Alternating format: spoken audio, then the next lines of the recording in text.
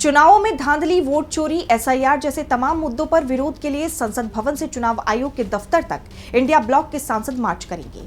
ये बात पहले से ही तय थी, लेकिन दिल्ली पुलिस ने कहा कि उनसे इस चर्चा की अनुमति नहीं मांगी गई। इस पर सपा सांसद रामगोपाल यादव से पूछा गया कि क्या सांसदों को दिल्ली की सड़कों पर चलने के लिए इजाजत लेनी पड़ेगी? अगर ऐसा है तो फिर ये सिस्टम बेकार है। सुनिए रामगोपाल यादव का ये बयान। दिल्ली की सड़कों पर घूमने के लिए संसद सदस्यों को परमिशन की कोई आवश्यकता नहीं।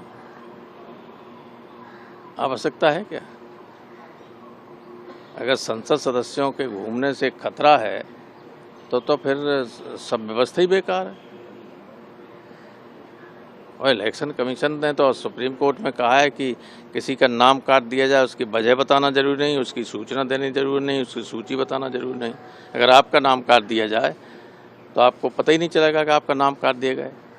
हमेशा पहले हुआ करता था, 20 साल तक यही रहा, 50 साल तक, कि जब मतदाता सूची प्रकाशित अंतिम होती थी तो उसमें हमेशा एक सूची, मतदाता सूची, फिर अपमार्जन सूची माने डिलीटेड लिस्ट, परिवर्धन सूची माने जो बढ़े हैं उनकी सूची, और संशोधन माने जिनके नाम वगैरह में संशोधन हुआ। इतनी सारी सूचनाएं होती थी, इनको क्या दिक्कत है?